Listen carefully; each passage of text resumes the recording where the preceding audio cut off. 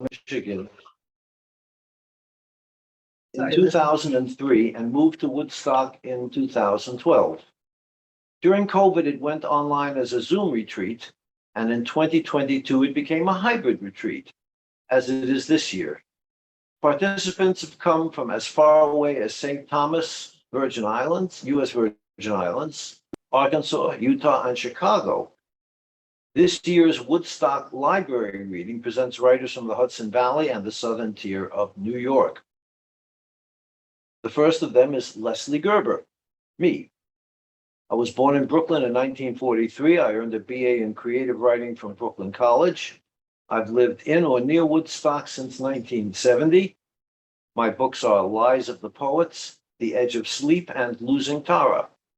I also publish classical music CDs and DVDs as Parnassus Records.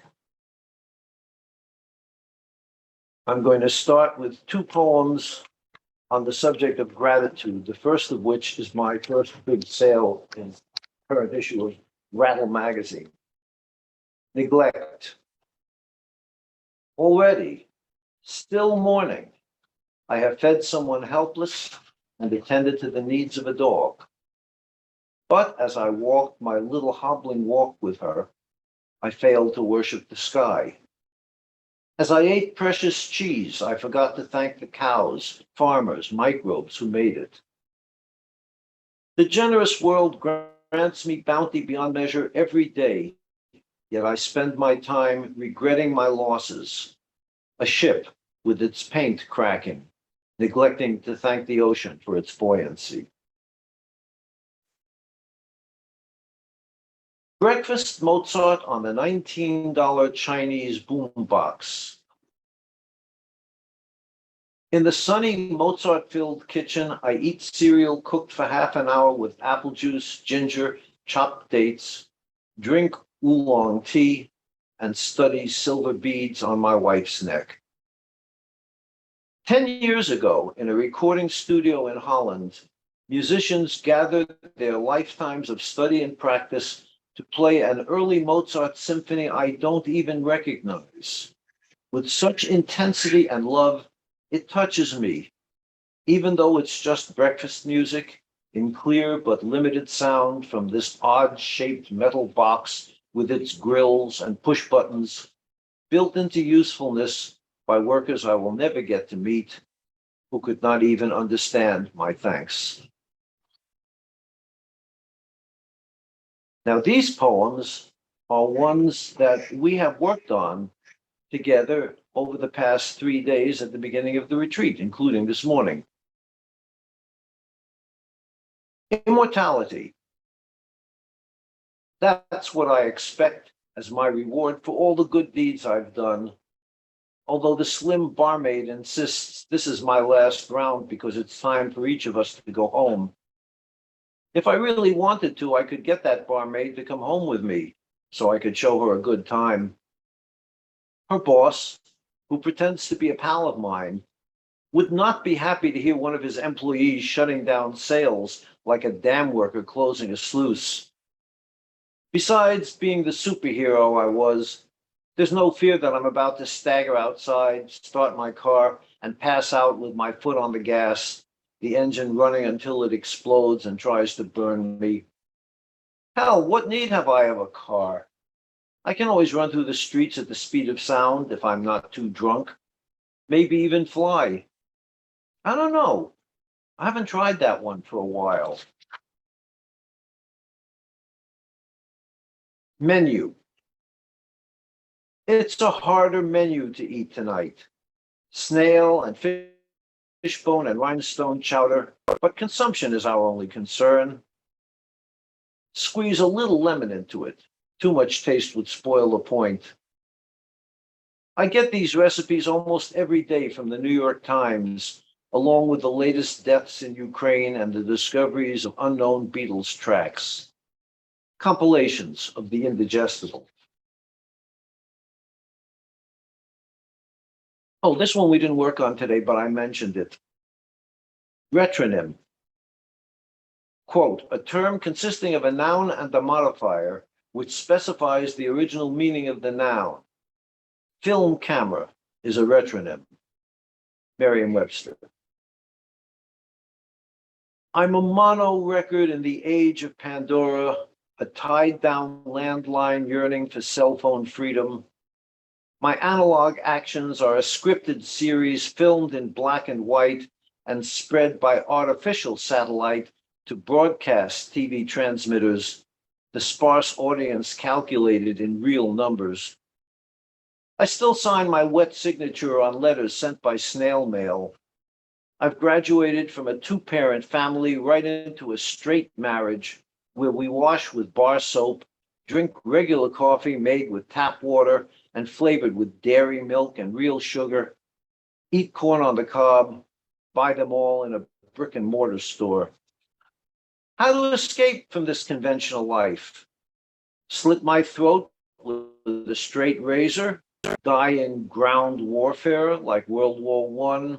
No, I'll just sit outside on natural turf, playing live music on my acoustic guitar, drawing my lyrics from the Old Testament, live long enough to wear out my cloth diapers, and finally leave in a manual transmission hearse.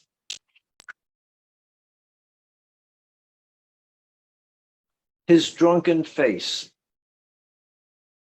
His drunken face was always weeping without tears. At night, he stood in the parking lot, beer in hand, cursing softly at the moon. He looked so young. I always thought drunks should look old, but he bitterly refused. I hated seeing him because the stars shrank from his glare, and I wanted them to visit me. Years ago, he disappeared, but his memory has never been swept from that parking lot, which is still grimy with the residue of dreams. A distant dog, despairing release from his pen, howls. Mistakes. Quote, we realized our mistakes and grew weak with the knowledge, James Tate. But if everything I have done was a mistake, I would be exactly where I am now. Nothing goes right for me. If it did, I would be in heaven by now, consorting with angels.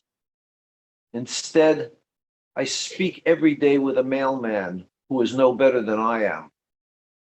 How does either of us benefit from that? Midnight among the moles.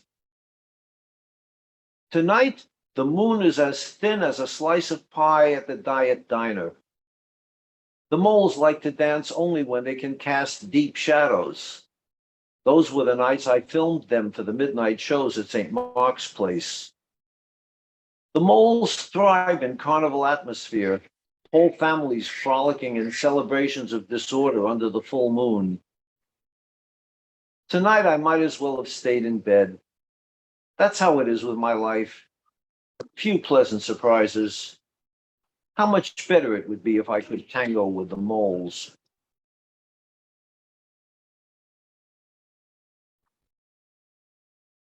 My head.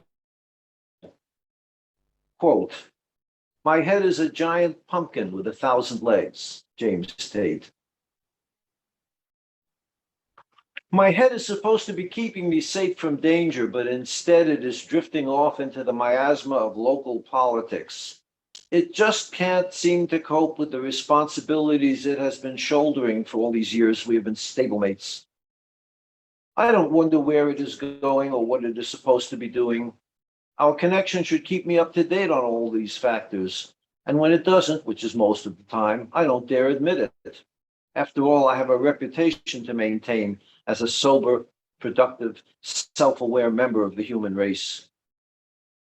If I'm still trying to figure out what that means, I can always take a good look in a funhouse mirror, which is supposed to distort reality. But when reality is already misshapen, might it bring life back into focus? It's time for happy hour, when a few beers can also do wonders for changing focus. Bash on an out-of-tune drum and sing with all the expressivity of a manual typewriter buried in the sand, and shout out the battle cry of freedom at the bottom of our lungs, and let's all have a shot of good single malt scotch. Bartender, make that a double. And I have time for another poem. And So we just got two more people Oh, hello, two more people. who were late. And of course, just the accident that I happened to look to see. Okay. Well, Joyce said she was in the waiting room. There was. So I Okay. put her in. And Helen just came. So the poem I'm going to read is from my book, my chapbook, The Edge of Sleep. And it's called, appropriately enough, Retreat. In the mountains of El Salvador lives a young maiden with 3 gold teeth and 1 false eye, all of which once adorned others. Her breasts are of such legendary beauty that men have paid well just to see them. And her face, which anyone may see for free, stops their motion like a hammer. Repelled by the desperation of her admirers, she has set off on foot, seeking refuge in a place of quiet. On a tranquil mountainside, she has encountered a tribe of grimy gringos who have set up a Zen retreat where they chant and pray and sit on hard cushions for endless hours. She has asked them to take her in, offering to cook, sew, wash floors. She is good at her duties. But after 3 days, they have asked her to leave. Should I introduce you, Judy? No, I'm not reading yet. I'm just Oh, you're not on yet. managing the damn. Okay, meeting should I because- introduce Steve? Introduce Steve. Stephen Lewandowski was born in Canandaigua, New York in 1947. When his ethnobotanist parents were killed in a plane crash, he survived and was reared by bears in the southern tier of New York. Later, he was discovered, shaved and clothed, and sent to Hamilton College, where he studied English literature. Not completely civilized by this experience, as you can tell from his poetry, he also did graduate work in philosophy and folklore. He enjoys being outdoors and, being recently retired from gainful employment with soil conservation, hopes to range freely again. Writing, even thinking, is painful to him. He has published 15 large and small books of poetry. I give you Stephen Lewandowski.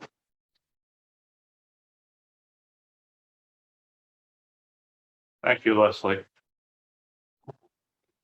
And you can have it. Merciful rain He's in the waiting room. I'm just going to unenable. comes in the night, silent, preceded by a humid mist wrung from a waning moon, falls like mercy on those whose only moisture was sweat of their brows. Solicited but unearned, unmediated, suddenly here, falling all night, scarcely an inch, accumulated in a gauge. Falls on the living and dead, those who simply dried up in a month of heat and no rain, those long gone whose stones support a delicate pattern of lichen. Comes on slowly, nothing runs off, stream bed still chock full of white stones, soaks in, evaporates, splashes on the leaves, catches in the whorls of corn, whose stalks pump water up into 14 rows of pearly kernels. So there's your water, as we had last night here. And now a little fire called excessive oxidation. Our only living planet is burning. You can smell the smoke all the way from here to there. Immense clouds covering blue sky with metallic glare. Our world is burning. We set it off intentionally. We need lots of fire to make things go faster. First, we burn all the black stuff. Now we're down to the green. Too bad our lungs need so much oxygen that makes it burn. So what do? I'm sitting on my back porch with a big stainless steel bowl in my lap, full of pea pods picked yesterday from the garden, shelling them. Plink, plink. Not a popular message. No better way to spin it can't be explained simply. Our living world is burning, and I say, let's do a big rain dance. No one wants to join me, and I can't dance all alone. Make me $1 billion so my lungs and I can flee the burning wreckage. Please.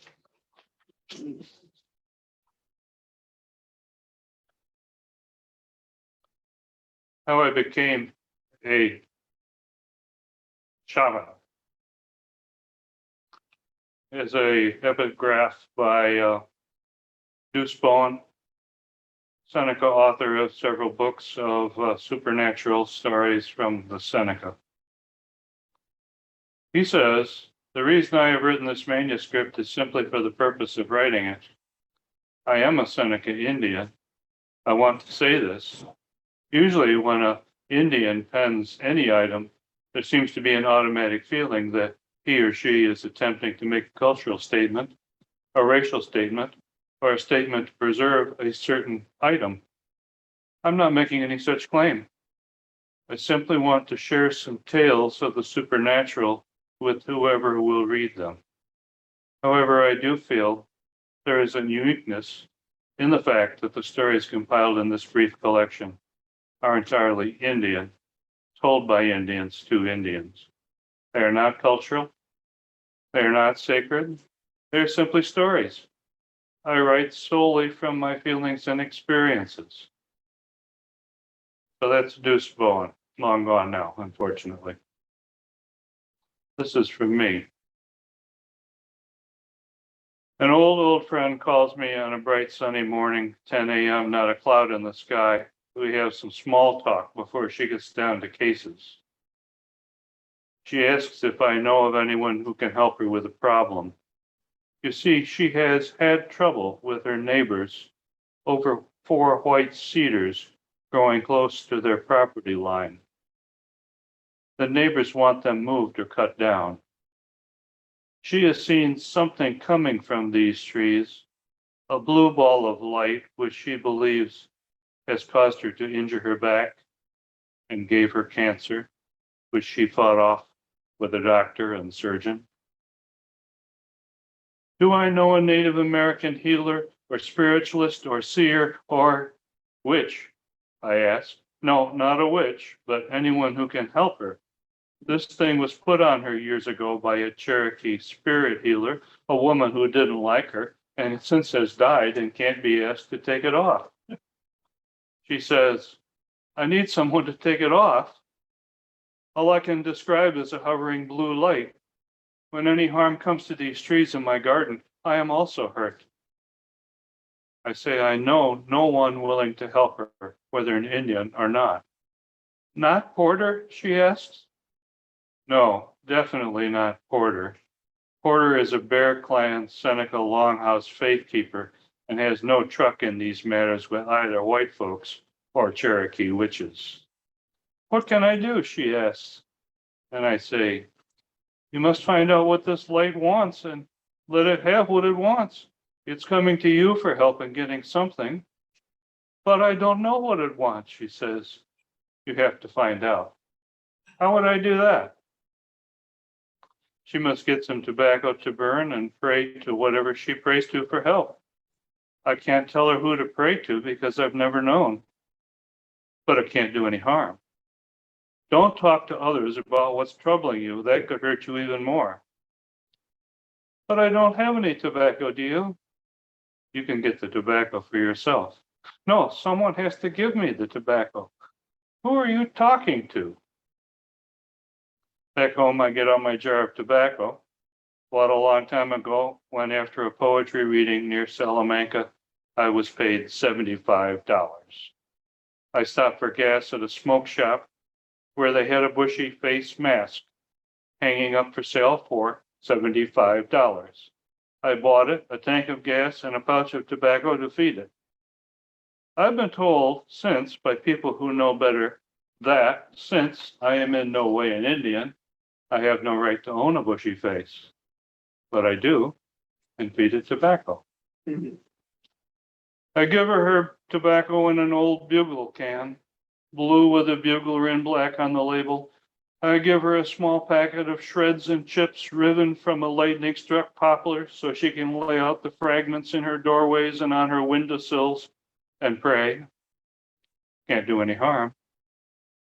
I give her a lozenge of limestone smoothed and spit out from being worried by the last glacier and ask her not to talk about such things anymore. Already too much talk.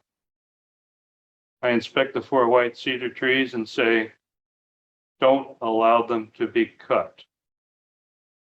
Why? Because it will make you sick.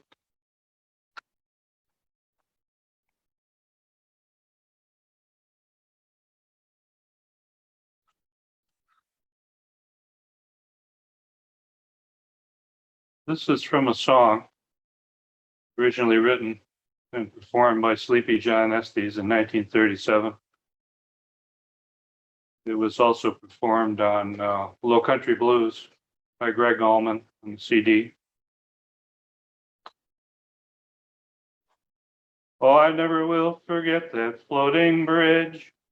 No, I never will forget that floating bridge. I never will forget that floating bridge. 5 minutes underwater, I was hid. 5 minutes underwater, I was hid. Tell me 5 minutes underwater, I was hid. Did I learn to swim? Never did. I never will forget that floating bridge. Only river crossing in miles, constantly shifting underfoot with wind, weather, flow. Rainy day, big clouds overhead, footing unsteady by the traffic flow of cars, trucks, and muddy water, pushing, pulling, creaking at the joints, the barrels old, rusted, failing. Simple. I fooled around, threw up my hands, falling in, kicked off my shoes, splashed, making like swimming, and went under. Someone jumped in after me, caught a hold of my foot and dragged me onto the bank, pumped out the gallon of water I had drank. Though I was saved, muddy water ran through my head for a long time. Cumbersome raft floats away from shore, moving with flowing water, slow as in a dream. There's a little breeze, but no way to catch it. Tell me now, who's on board? Rippling water music and mud smell. Who dreams and watches from the shore? Fire on the water, flame and a little smoke.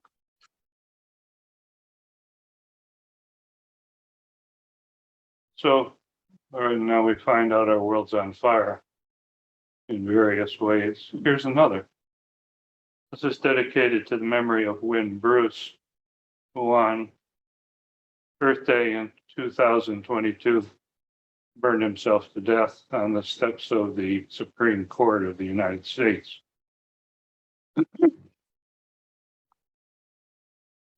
As an epigraph, ironic. Can you see me? I'm smiling. It's hard to smile about during a poem like this, but be the change you want to see.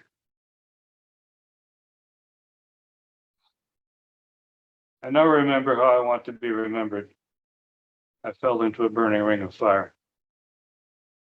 Gasoline stored dark underground is cold to the touch, but it can be a means of transport, an accelerant. The accident 2/3 of my life ago was only an introduction. I know the everyday pain of indecision, worry and wait, what to do, how and when, missteps and mistakes. You may not believe me, but I've had a head full of pain, and now there is no pain. I accept and embrace my life as a gift I've never been able to repay except this way. I did not fall. I am lifted up, moth to flame.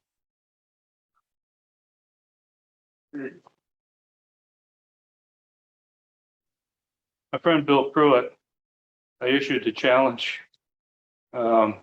last year sometime about that event, and Bill has got a tremendous poem. Much better than mine. There's no way I can get my poem up to his level. So I'll just have to leave it the way it is. The least of these, from the book of Matthew, Gospel of Matthew, in which Jesus says, as the shepherd separates the sheep from the goats. And I should add for myself that the goats are there to eat the thistles, and the goats are there to protect the sheep, which don't know which way to run under attack from predators. But enough of that. Jesus and I. Some think these words apply only to believers, or whatever group you believe you belong in. But what about those who do not speak our language, those who do not speak at all? What about the silent? What about the standing waters, moving waters through soil underfoot? What about those who give up themselves to feed us?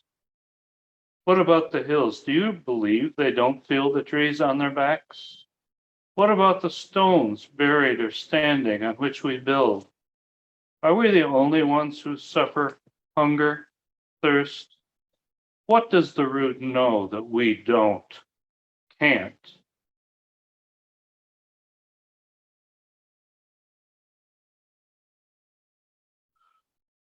I'll end with this one as per the recommendation of my friends. College dating.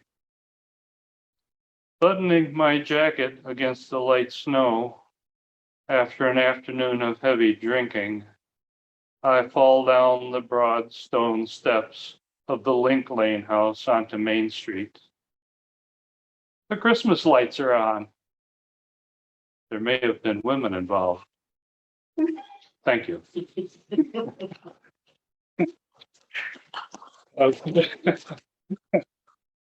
And now we'll hear from Robert McDonough, who taught English at Cayuga County Community College in Cleveland for more than 40 years.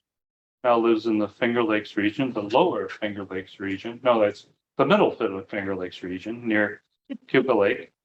He has published No Other World from Cleveland State University Press and Greatest Hits, Pudding House Publications, and edited World Too Much, the selected poetry of Russell Atkins, CSU Poetry Center with Kevin Proofer.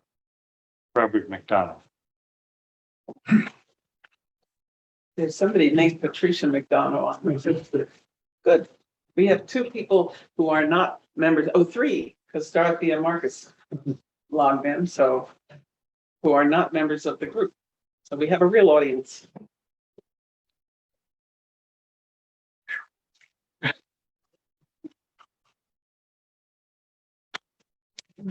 Hi, Pat and others.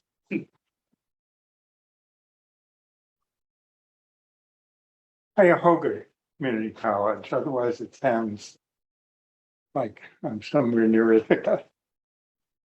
Oh, you mean Cayuga? Yeah. Cuyahoga.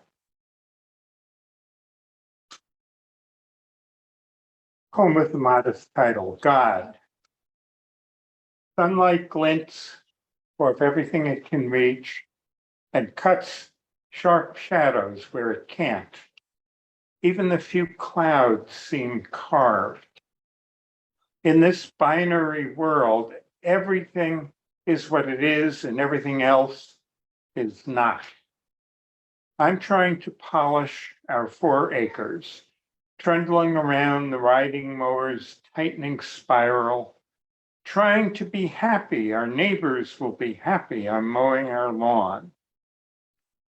Though I never have prayed to the God of things as they are, things are as they are. When the poem says how I am, you must hear how things are. My daughter must be safer in San Jose than Washington. My mole, the one that grew bigger and darker, was nothing. My friend's cramps are cancer. I mow, insects fly up, and birds swoop down. Let all who survive be content. If I pray to the God of things as they are, things will be as they are. And they should have said at the beginning that although they didn't know it, Rudyard and Wallace helped me out. Richard Weiner was the longtime percussionist for the Cleveland Orchestra. Richard Weiner shakes them up. Cleveland plays the Mahler Sixth. He returns so calmly from business off stage that many must not have noticed he was gone.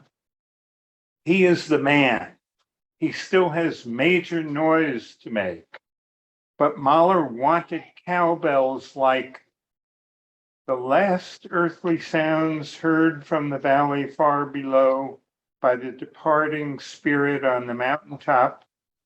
And that's what Mahler just got. But now it's fate, the meeting unavoidable of man, hammer, and the huge box that looks like a slate gray house for the hound of heaven. When he steps on the chair and settles the mallet in his hands, it belongs there. Now he raises it, smashes it down, and half the audience jumps out of their chairs. But he gets down, unplugs his ears, and strolls over to the music to see where they are. He sits down and waits. He'll be back, and this time no one will be surprised, which is, after all, a small part of what Mahler is saying.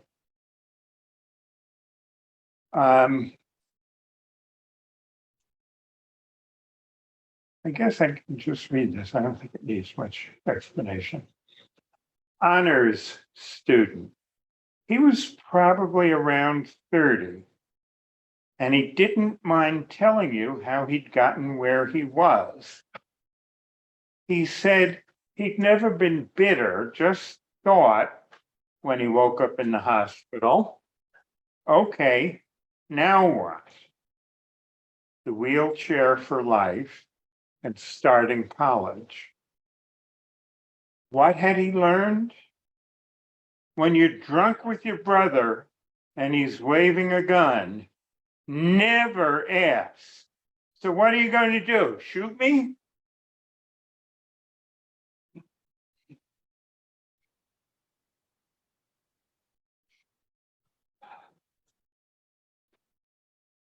Cherry picking. It makes me think of my father. That was what they could do, a surgeon told my mother. They would cut out tumors one by one as they came until there wasn't enough scalp left to stretch over the wounds. Meanwhile, my mother would learn to change his bandages. That was the metaphor. This is August.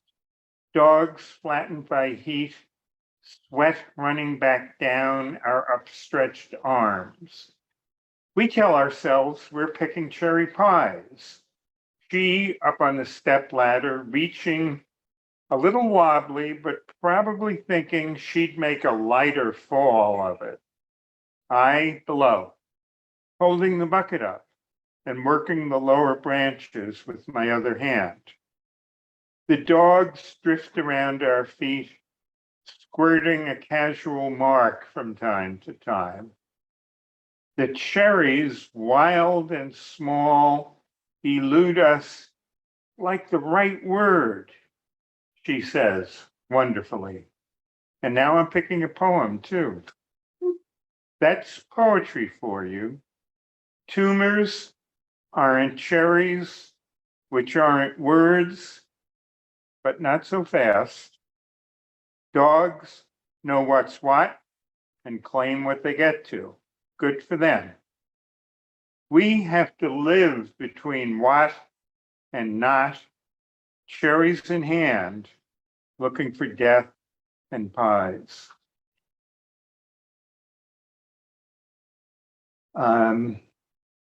This is a pretty new one.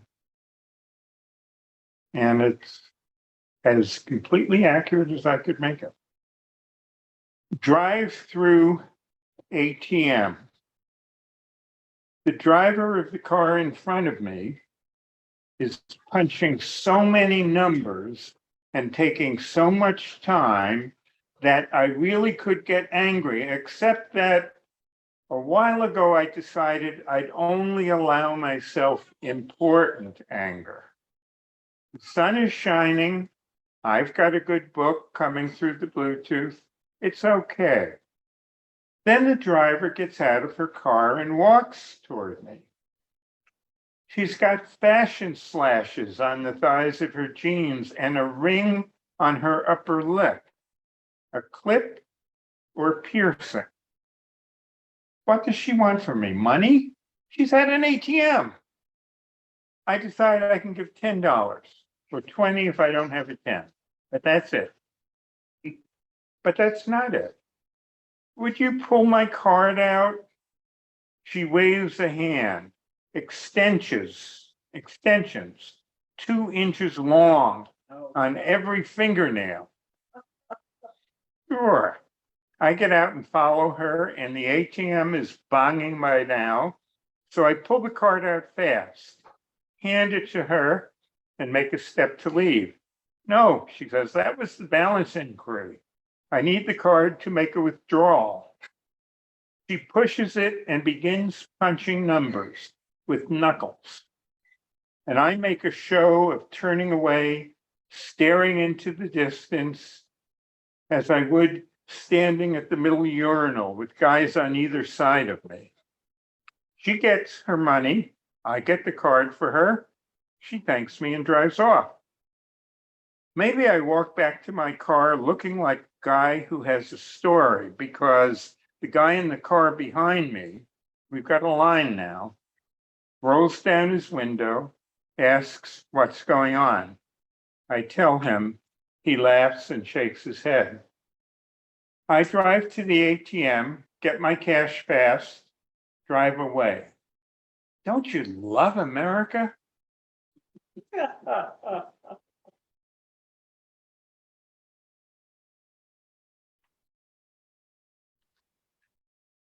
This really I don't have a title, and it takes off from the epigraph, which is from Adam Phillips, the book Going Sane. After all, what would happen if everyone started listening at once? At first, meaning seemed to disappear. Nothing could be heard. Then weather grew louder and brighter. The wind rushed around, water fell, blood throbbed because they couldn't not. The universe ticked along, glowing, complete, flat. Then someone cleared a throat. Then someone found a pen. Leslie doesn't know it, but he's convinced me to change that into the present tense when I got a chance.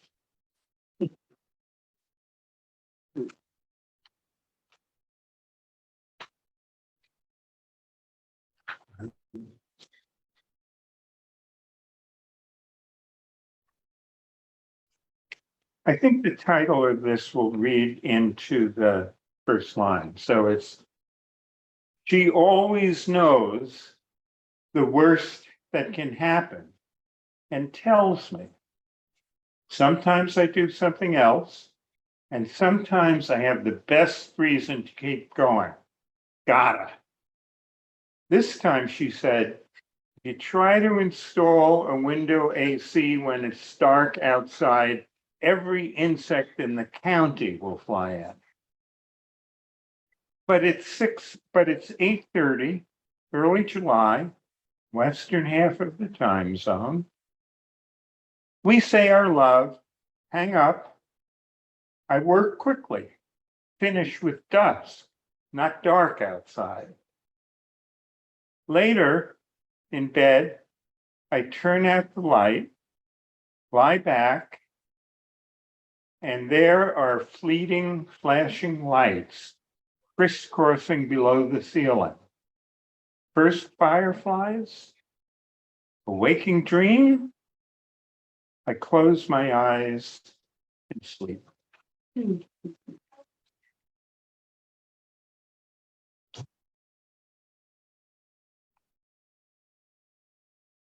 Old friends. 4, male and female, 2 of each. Among them, they've had 6 mates, 9 children, a dozen or more grandchildren, 2 cancers, 1 near death, much angst. These are veteran hearts, much used by love and life. 1 child has died, 1 mate endures. Wherever they were, they would always want good cooking, wine for the 3 who still drink. That's 2 now. Tonight, they're in a small flat in a senior residence. The hostess has her own art on the walls. Some of her friends, roast chicken and vegetables on the table, her dog sleeping beneath it. The past third of a century is theirs to talk about.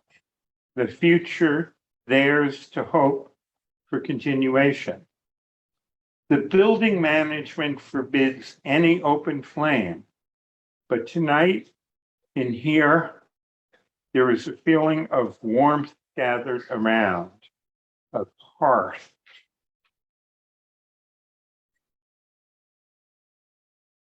Okay, Judy Kerman, who is the reason we are all here, and we're darn happy about it and grateful. Judith Kerman established Mayapple Press in 1979 and this writers retreat in 2003. A retired college professor and administrator, she has published 10 books of poetry, most recently Definitions, Beaumont Press, and 3 books of poetry translations. She founded Earth's Daughters magazine in Buffalo in 1971. She lives in Woodstock, New York, where she serves as vice chair of the planning board. The question is, will I get out of this chair without it falling apart on me? I got out of the other one. There we go. All right. There are some chat messages. I opened them so that you can see them. Okay. I'm going to be reading a lot more on Wednesday, and Judith Lechner sends her regards, but she had a family emergency and is not able to be here. And Penny Levine will also be reading on Wednesday, so we are a small fragment of the retreat, which is 14. And Shannon is here, and a couple of other people who are not members of our immediate group. Dorothea says she wants to get you to read for her because she missed the beginning. I just want to read 2 pieces from, it's an anthology of poems, prayers, and rituals by members of the Advote group, which is part of the Reconstructing Judaism movement. And I was kind of surprised that they took one of these for the anthology, but they allow you to post things to their collection of poems and rituals. And so I'll read 2 of the 3 that are in this book. This one's called Stargazing. Shine to me, stars. There's too much light. The milk spilled unseen above my head. Only single points, flicker tooth, reddish or blue, though the welcome shoulders of Orion gleam in winter. Sky teeth gnaw at the fuzzy, not quite darkness, leave their pinholes. Not what I want to see, as age blurs what was already out of focus. I want a misty field above my head in the dark, so many I can't name the constellations. large grains and small a scatter like kosher salt spilled on a black table. Shine on me, stars. Take me where everything becomes clear. And the other one I was really surprised that they put in the book, and it's the last poem in the book. It's called Afterlives. Who should inherit the things that will outlive me? A cousin's child might want the photographs, a box of letters, a Russian silver Kiddush cup, my uncle's purple heart, and his CO's letter to the family. A marble-topped bureau left in my great-aunt's house by a sailor who roomed with her, went to sea, and never came back. My friends tease me about running a museum. Some things might go to universities, hand-thrown mugs and bowls, artisan jewelry, masks from around the world, a few from garage sales, most from places I've been. Paperweights I bought for my father that came back to me when my mother died. One purple with iridescent flashes that I never gave him because I liked it too much. I need to inventory, take pictures, write down where they come from. It's a very long list, hard to start. I expect to live forever. Well, we're going to have a reading tomorrow. That is Tuesday and Wednesday and Thursday, all of them at 7 o'clock, all of them on Zoom. If you, I tell you how to get this. If you go to Facebook and look at the Mayapple Press webpage, Facebook page, all of those events are there and the link that would allow you to register. And I hope we will see some people other than our immediate group, but maybe our immediate group, which is a very discerning audience. Thank you. Thanks for coming. Thanks for reading.